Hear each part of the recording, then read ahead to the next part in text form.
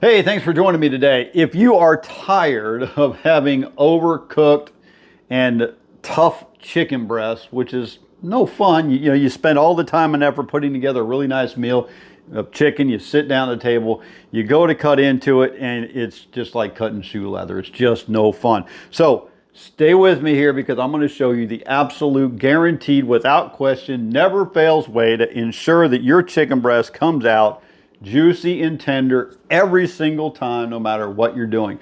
And I'm going to do this I'm going to prove it to you here. So stay with me because I'm going to show you the method that we use in order to tenderize the chicken, but I'm going to leave one piece of chicken breast out, and then we're going to do a comparison between the two after I cook them. Okay, so to kick this off, we have our chicken breast here. Just make sure that they're thawed out. Then we're going to take 1/4 cup of either table salt or kosher salt, whichever you prefer, to 4 cups of water. That's what I use here because we're usually cooking somewhere between 4, 5, 6 chicken breasts, so it works out good, okay? So you're going to warm your water up, your 4 cups. Just warm it up in the microwave. Warm. Don't get it hot. We're not trying to cook the chicken now. We just want to go ahead and break the proteins down in the chicken, which is part of what can make it tough, okay? So we're going to brine this chicken. In goes the salt. We're going to go ahead and, here, we'll just grab this real quick. I just want to stir the salt around in the water, just kind of get this mixed up. And that'll do it right there. Then we're just going to take each of our pieces of chicken, set them down into the water there. And we're going to leave these for 15 minutes submerged in the water. Okay, after a quick bowl switch, thanks to the magic of video, we kind of went ahead and we have our chicken in our salt water brine water solution here. We're going to let it sit for 15 minutes. Don't over brine your chicken because then it can kind of make a, I don't know, it can kind of give you a weird kind of texture, a funny kind of texture. It doesn't make it bad, just a little bit different texture the longer you sit. But 15 minutes is ideal. So we're going to go ahead and let this sit for 15 minutes, and we'll be right back to show you how we're going to go ahead and season this up, get it in the oven, tell you exactly how long to cook it for, and then show you the difference again between brined and an unbrined piece of chicken when it comes to how tender it's going to be. See you in a minute. Okay, back. It's been 15 minutes now that we've been brining this chicken for in our 1/4 cup of salt to 4 cups of water solution. Now we need to go ahead and rinse them off. Just rinse them off in the cold water, just to kind of get some of the salt off of them.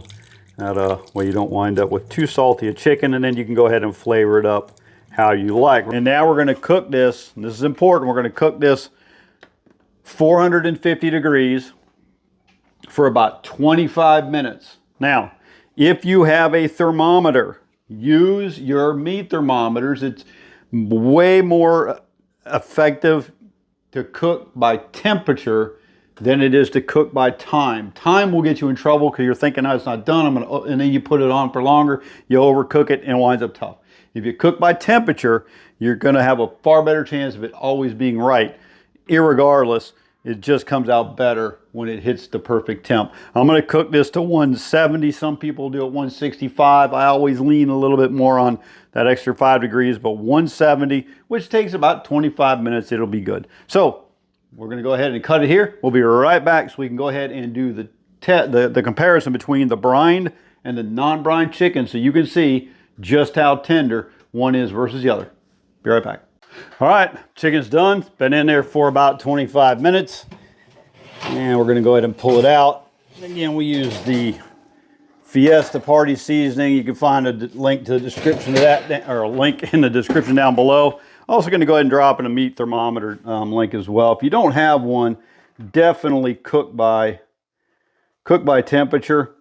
It's going to change everything when it comes to how tender the stuff is and how delicious the stuff is that you're cooking comes out. We should be right up there around that 170 mark. All right, so good. All right, so we're going to go ahead and take, as we promised, we're going to put these to the test here. So the one with the toothpick here, same one. We're going to go ahead and pull it out. And then we're going to take the one we'll just go ahead and take this one and see if we can see a difference in how tender they're going to be. I told you before, I may have mentioned I'm going to see as far as spoon tender. But when you cut this, so it just simply, I mean, it just cuts like butter. Just like that. See how tender that is? I'm not pushing it. It's juicy. It is good to go. Now we'll go ahead and do this one. Huge difference.